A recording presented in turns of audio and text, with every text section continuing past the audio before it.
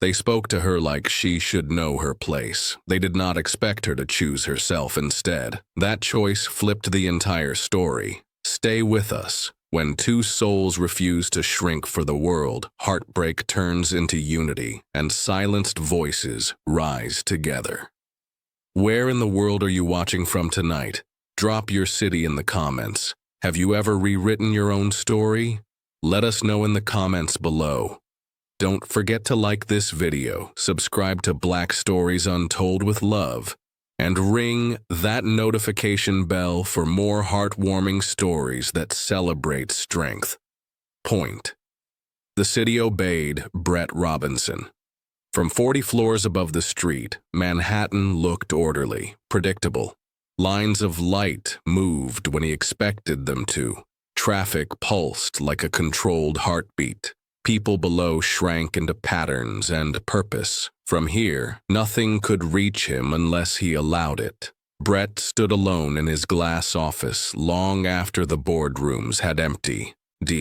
His jacket rested perfectly on the back of his chair. His desk was immaculate. Not a pen out of place, not a single loose paper. Control was not just a habit, it was survival. He had built this life with ruthless precision. Every promotion earned, every risk calculated, every weakness trimmed away before it could cost him leverage. At 39, he was the youngest CEO in the company's history. Self-made, respected, feared, applauded in rooms where applause mattered, and painfully untouched. The silence in the office pressed in on him once the adrenaline faded. No laughter, no warmth, no one waiting for him anywhere. His phone buzzed with messages from people who needed something. Numbers, decisions, authority. Not a single message asking how he was holding up. Brett did not ask himself that question either. Grief had taught him efficiency. When his wife died 3 years earlier, cancer stripping her down piece by piece while the world kept spinning, he learned that love did not protect you. It only gave pain somewhere to land. So he buried it, returned to work too soon, built higher walls, let the world believe he had moved on. Burnout followed quietly. It lived in his chest, in the way his breath sometimes felt shallow, in the way sleep avoided him even when exhaustion demanded it, in the way food tasted like nothing and success felt hollow the moment after achievement.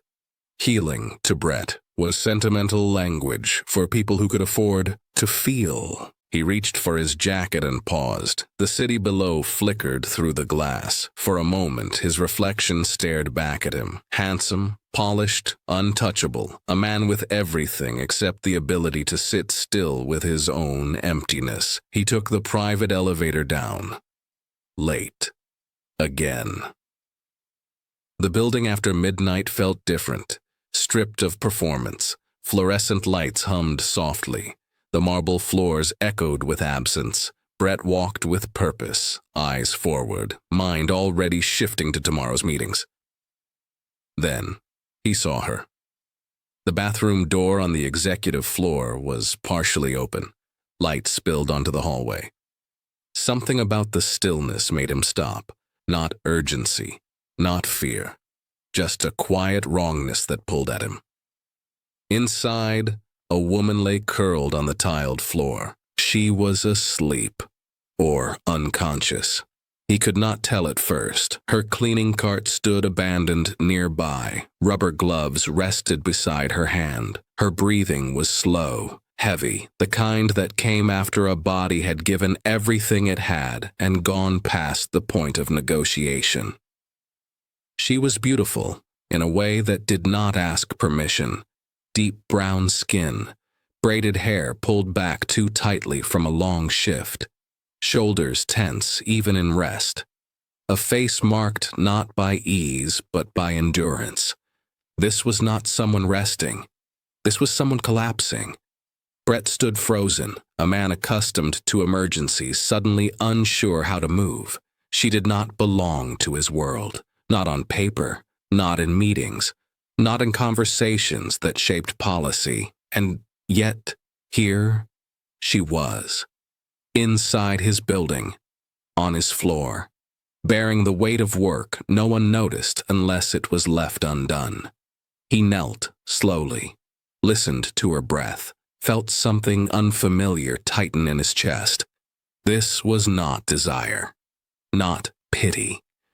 It was recognition. For the first time in years, Brett Robinson felt the illusion of control fracture, and he had no idea that this quiet moment on a cold bathroom floor would begin to dismantle everything he thought had made him powerful. Lanie Young learned early how to move without sound. She arrived after the last executives left, when the building exhaled and pretended it was empty, when the lights softened, when footsteps no longer mattered. Her badge opened doors no one else noticed. Her presence registered only if something was missed. She cleaned the world others conquered. Marble floors reflected her tired face as she passed. Glass walls mirrored a woman who kept her eyes down, shoulders squared, breath measured.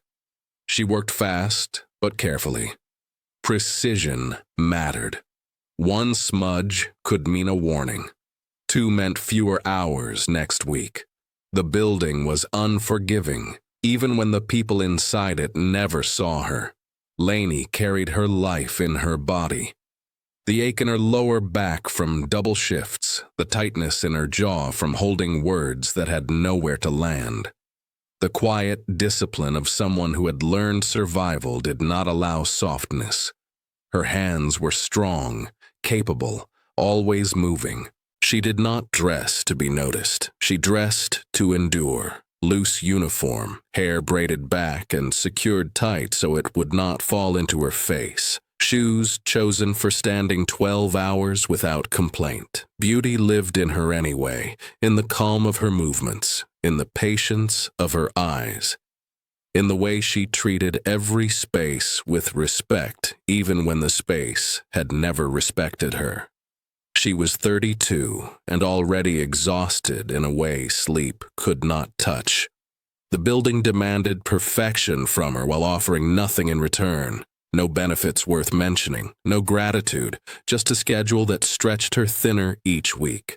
When the supervisor asked if she could stay late again, she said yes without hesitation. Saying no had consequences she could not afford. Lanie did not think of herself as invisible. She thought of herself as necessary, but the world preferred to confuse the two. She wiped fingerprints from conference tables where decisions were made that would never include her voice. She emptied trash cans filled with half-finished lunches and discarded dreams. She passed family photos on desks and wondered what it felt like to be expected home. Some nights, she spoke to no one at all. Her phone stayed silent in her pocket. No missed calls. No messages asking if she was safe. She did not complain. Complaining cost energy. Energy was currency. She spent hers carefully. Grief lived quietly in her chest. A mother she had buried too young. A brother she worried about every day. A life that never quite paused long enough to feel. She carried love like a bruise. Tender, protected, hidden. The bathroom on the executive floor was always the last stop. Quiet, warm, the kind of silence that felt temporary but merciful. That night her legs trembled without warning. Her vision blurred. She leaned against the sink and told herself to breathe. Just a minute, just enough to steady herself. She sat on the floor because standing felt impossible. Cold tile pressed against her back. The hum of the lights lulled her senses. Her eyes closed, not by choice, but surrender. Sleep took her the way exhaustion always did, without ceremony, without permission. She did not know someone would find her. She did not know that for once she would be seen. Lanie Young slept curled on the bathroom floor of a building that did not know her name. A woman the world had trained to disappear, resting inside a space that believed it belonged only to power. Her breath rose and fell steady and unguarded, invisible to everyone, until she wasn't. The building seemed to hold its breath when Brett Robinson stepped into the bathroom. The light was too bright for midnight, too honest, It revealed everything without mercy, the shine of marble, the quiet hum of electricity, and on the floor, a woman folded into herself, like the world had finally asked too much. He stopped moving. Lanie Young lay asleep against the base of the sink. Her cheek rested on her forearm. Her breathing was slow and uneven, heavy with exhaustion. Not dramatic, not alarming.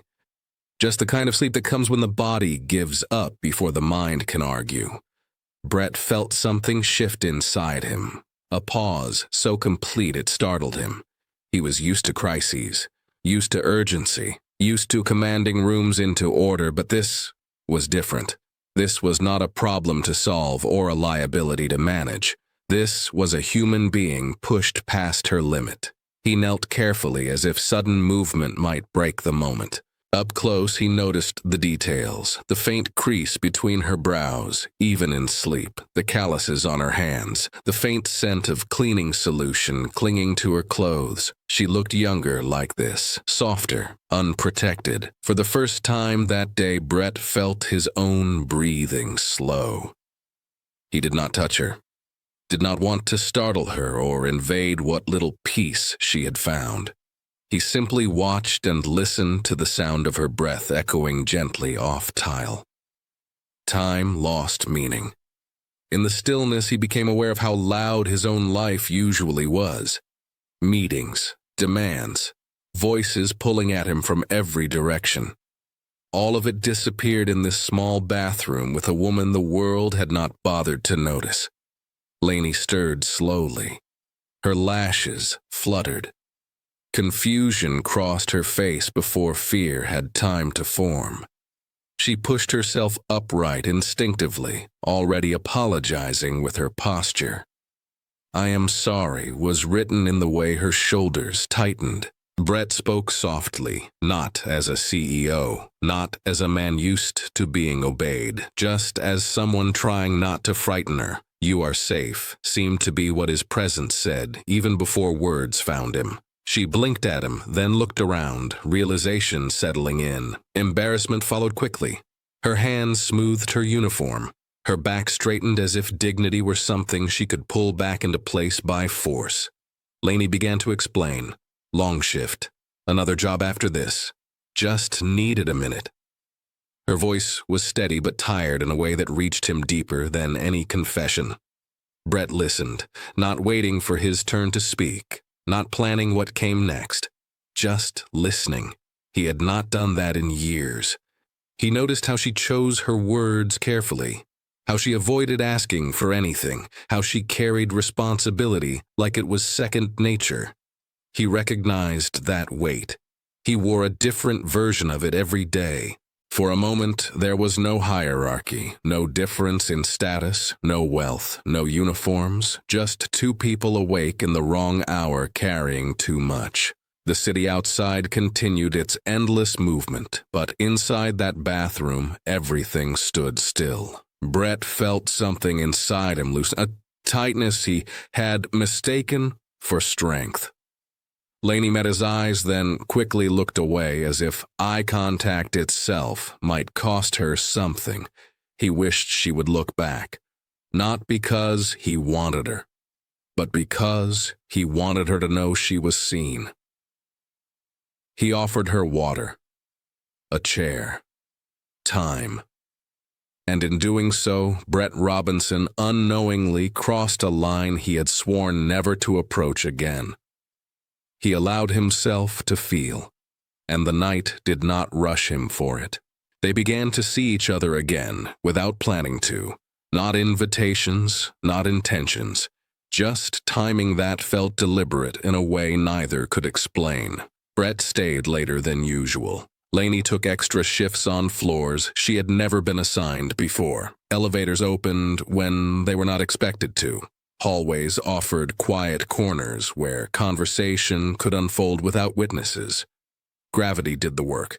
Their first real conversation happened near the windows, overlooking the city. Night pressed against the glass.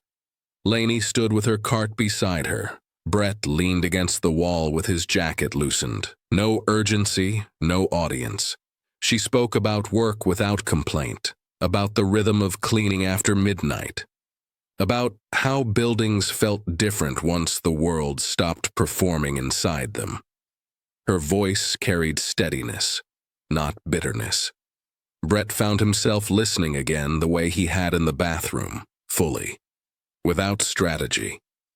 He told her things he never shared, not details, feelings, how silence followed him everywhere, how success kept him busy enough to avoid grief but never quiet enough to heal it, how sleep came and went like an unreliable visitor. He did not mention his wife by name. He did not need to. The absence lived between his words. Lanie recognized that ache. She did not try to fix him, did not offer inspiration or advice. She simply held space with the kind of presence that asked nothing in return. That alone unsettled him more than any confrontation ever had. They spoke again the next night, and the next. Sometimes only for minutes, sometimes longer. They talked about exhaustion, about being needed but rarely known, about the strange loneliness that came with a responsibility, whether it paid well or barely enough. Brett noticed how Lanie moved through conversation the same way she moved through rooms, with care, with awareness, with an instinct to protect herself while still remaining open.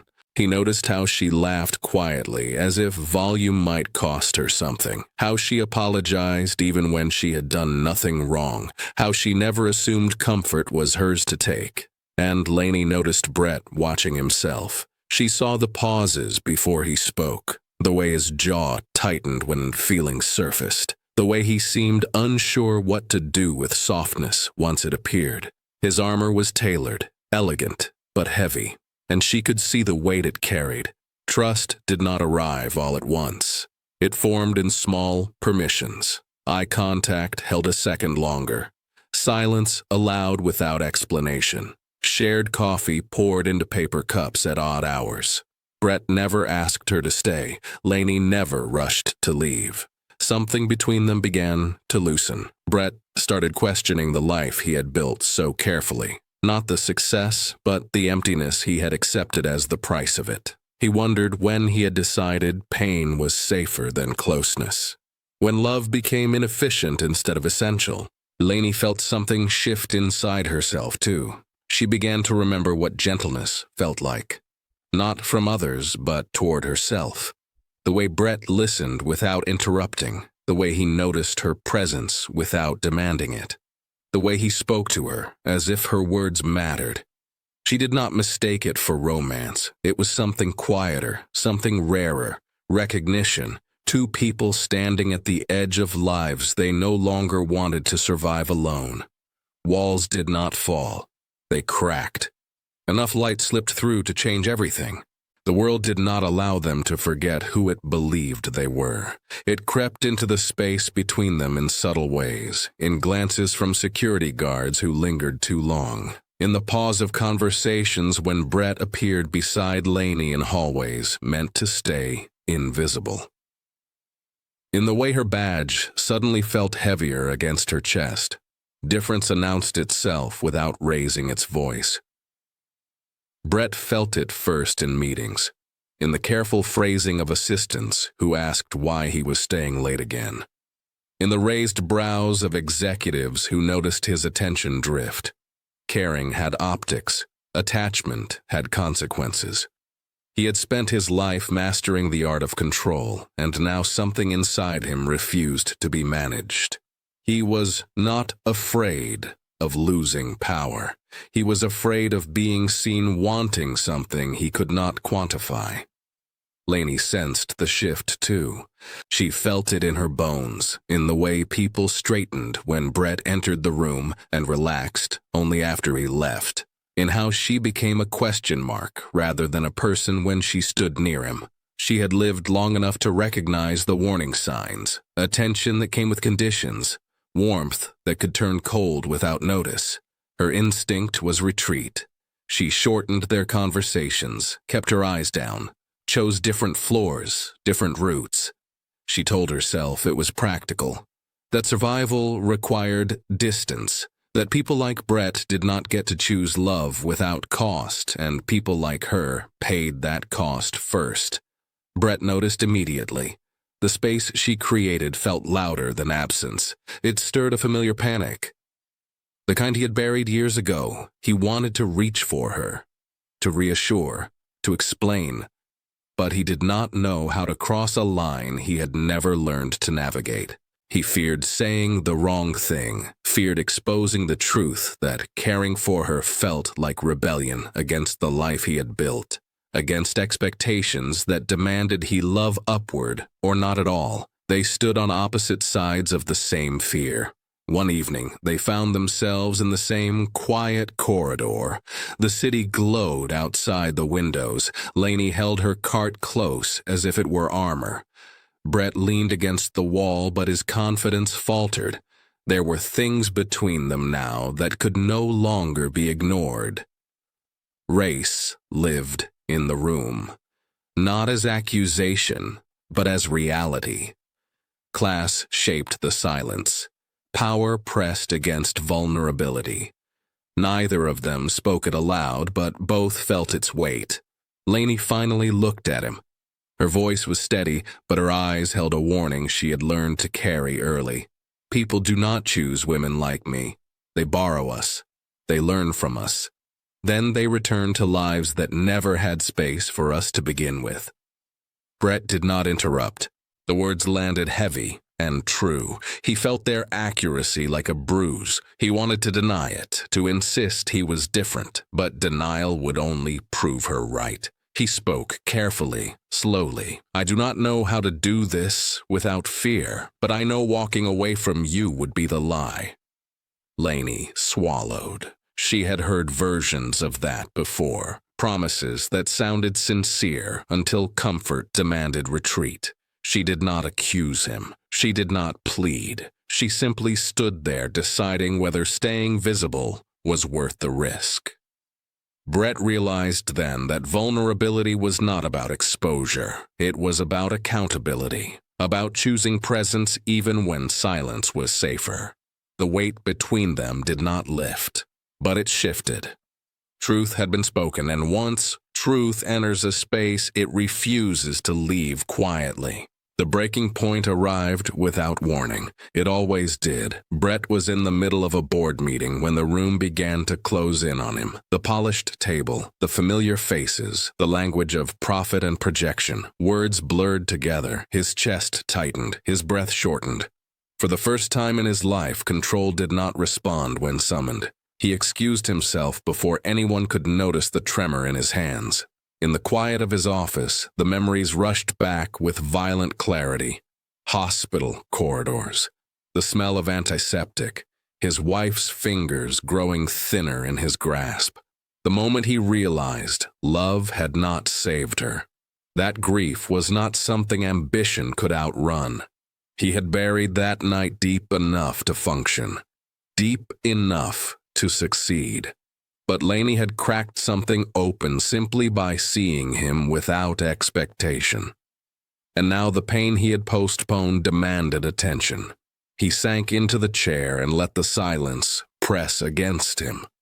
For once, he did not fight it. Across the city, Lanie felt her own world begin to tilt. A call from a number she had learned to fear. Her brother's name attached to trouble again, old debts, old mistakes, a past that refused to stay buried. The voice on the other end carried urgency and threat in equal measure. She knew what survival required: extra shifts, less rest, no distractions, no emotional risks. She had pulled herself out of this once, and she would do it again. She did not have the luxury of unraveling, not now. Not ever. Brett noticed her absence immediately. Not in grand ways, in missed glances, in hallways that no longer paused, in nights that stretched longer without the quiet comfort of her presence. He told himself it was temporary, that space was respectful, that she needed distance. But the truth settled heavy in his chest. He had not reached out. Avoidance wore familiar clothes. He told himself she deserved stability, not the version of him struggling to breathe through old wounds. He told himself silence was protection. He did not admit it was fear. Lanie told herself the same lie, that stepping back was necessary, that caring was dangerous, that closeness had consequences she could not afford. She moved through her days with practiced efficiency. Eyes down, heart guarded, survival mode restored. Yet the silence between them was not empty. It pulsed. Every unanswered moment carried what they refused to say. That Brett missed her in ways success could not replace. That Lanie longed for the safety she had felt near him. That both were terrified of what acknowledging that truth would demand. They passed each other once in the lobby. Just once. Their eyes met briefly, long enough for everything unspoken to surface, long enough for longing and fear to collide. Brett almost stepped forward. Lanie almost stayed. Almost was not enough. The distance grew, not out of indifference, out of protection, out of the belief that loving someone meant risking collapse. Night after night, Brett stood at his window staring down at a city that no longer felt ordered, no longer obedient. Success had not prepared him for the ache of absence. Lanie lay awake listening to the sounds of a life that did not slow for heartbreak, her chest tight with restraint, her heart tired of being strong. Silence stretched between them, not final, not clean. Heavy with everything they were afraid to lose. Brett Robinson stopped running on a morning that should have felt victorious. The deal had closed. The numbers were right. The room applauded. His name carried weight again. Yet as he stood alone afterward, the familiar emptiness greeted him without resistance. Success no longer distracted him from what he had lost. It only clarified it.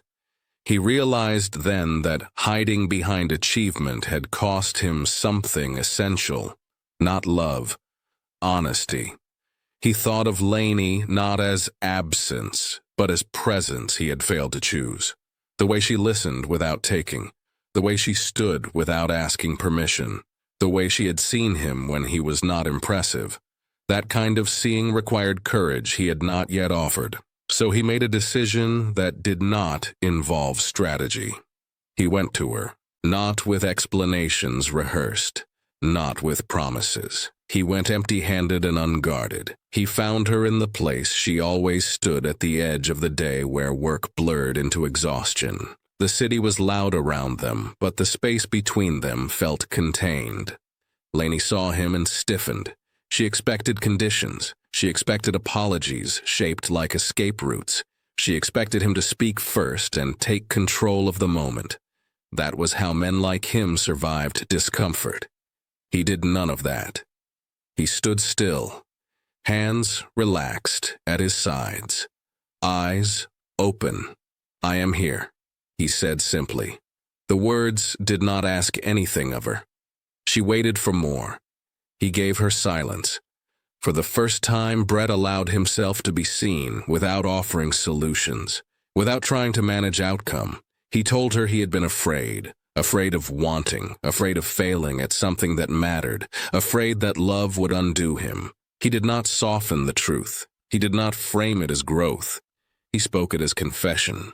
Lanie listened without interruption, her face calm, her heart cautious. She had learned the cost of believing too quickly. He continued, "I am not here to save you. I am not here to protect you from the world or myself. I am here because walking away from you would be the lie. I want to know you without ownership, without control, without conditions." The air shifted, not dramatically, gently, like a door opening without force. Lanie felt something loosen in her chest. Not trust, not yet, but permission to breathe, to stand where she was without retreating, without apologizing. She told him she was tired of being strong by default, that she did not need rescue, that she needed respect. She needed to be chosen without spectacle, without secrecy. Brett nodded. He did not argue. He did not interrupt. Presence settled between them like something solid. They stood there longer than necessary. The world continued moving around them, but neither felt the need to re-enter it immediately. Something essential was happening quietly. Brett understood then that healing did not arrive with protection. It arrived with accountability, with staying when leaving was easier, with listening even when silence demanded response. Lanie understood that gentleness did not always come with warning. Sometimes it arrived as stillness, as someone standing in front of you without armor, asking to be known. They did not touch. They did not promise. They simply remained. And for the first time since everything had fractured, neither of them felt invisible. Healing did not arrive like a revelation. It came quietly, in the way mornings softened when they shared coffee without rushing, in the way silence no longer felt like absence but rest, in the way both of them learned to sit without performing strength. They did not announce their return to each other. They simply stayed.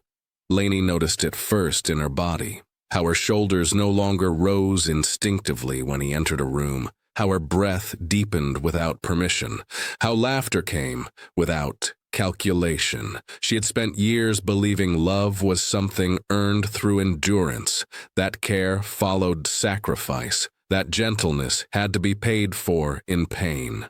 With Brett, there was no invoice. They ate together sometimes after her shift ended. Nothing extravagant. Simple meals, soup that warmed tired bones, bread torn by hand, food that did not demand ceremony. They talked slowly about childhood memories, about regrets that still lingered, about things they had never said aloud because no one had asked.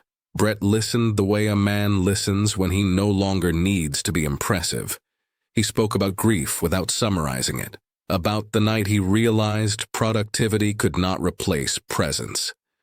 About how he had mistaken emotional distance for discipline. Lanie did not rush him through it. She did not fix or frame or reassure.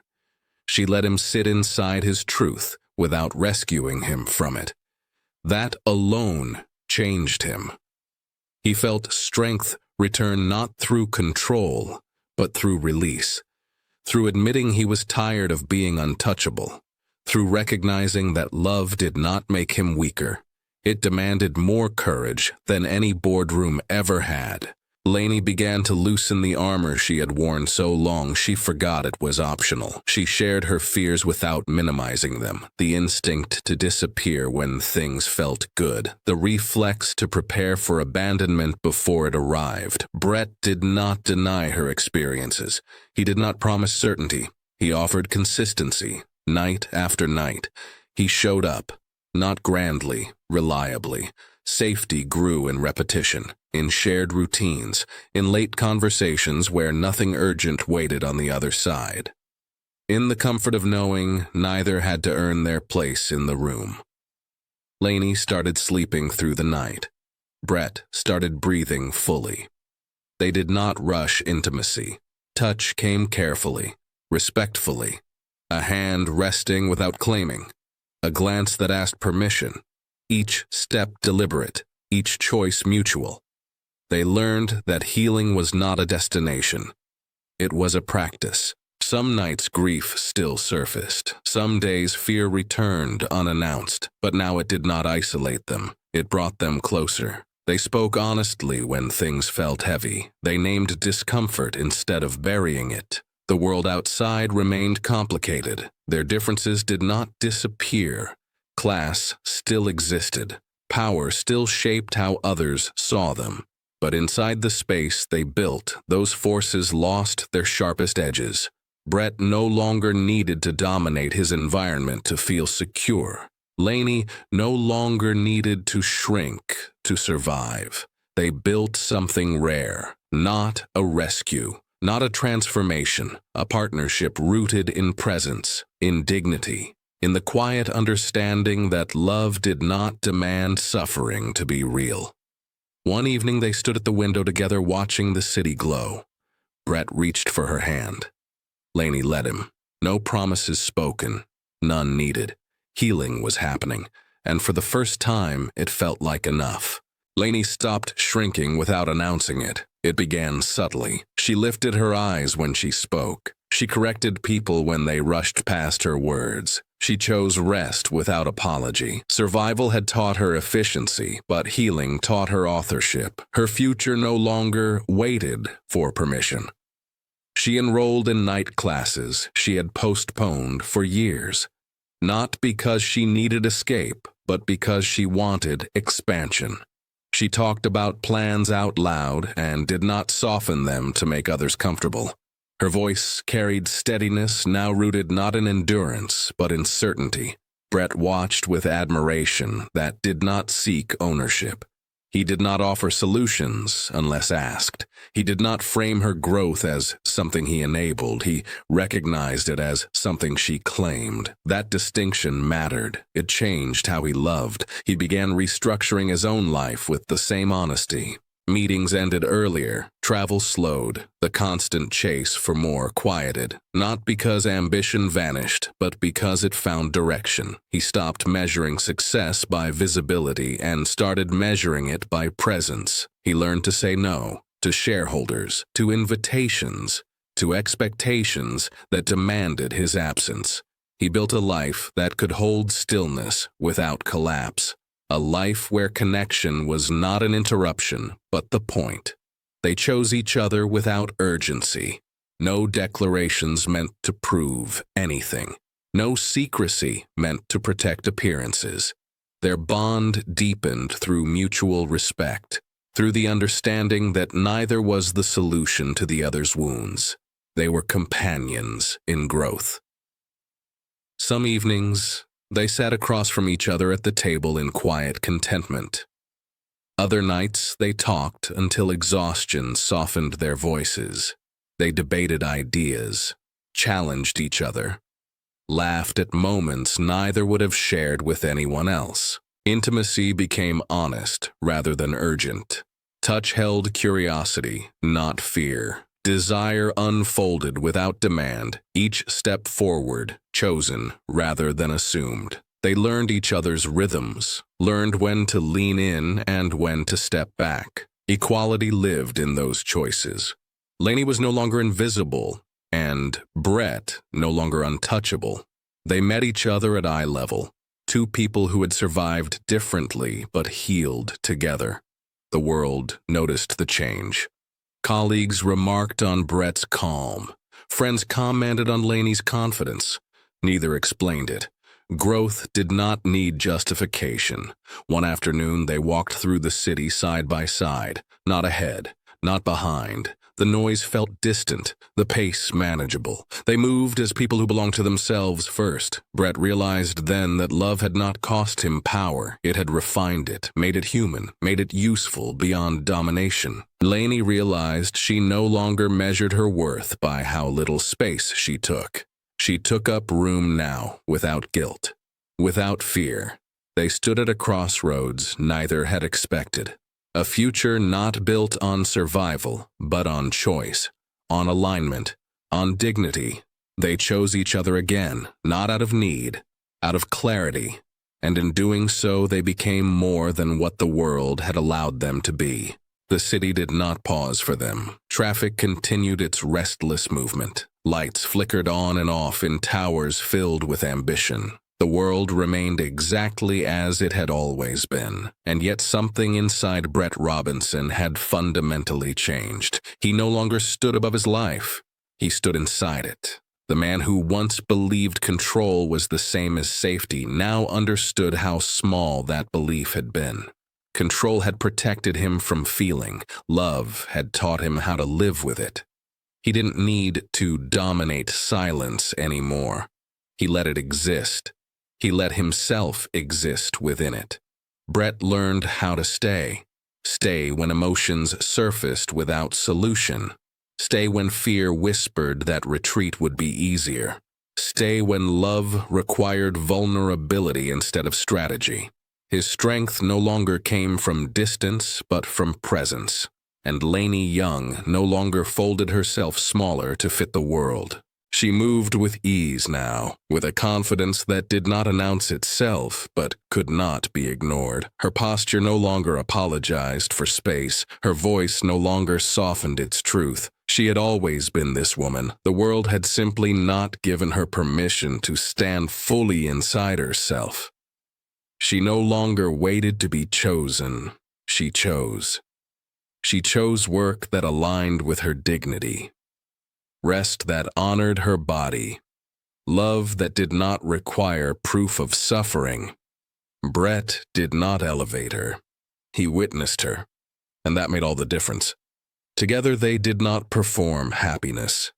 They practiced it, in quiet mornings where nothing urgent waited beyond the door, in evenings where conversation replaced distraction, in moments where grief and joy existed side by side without conflict. They allowed complexity.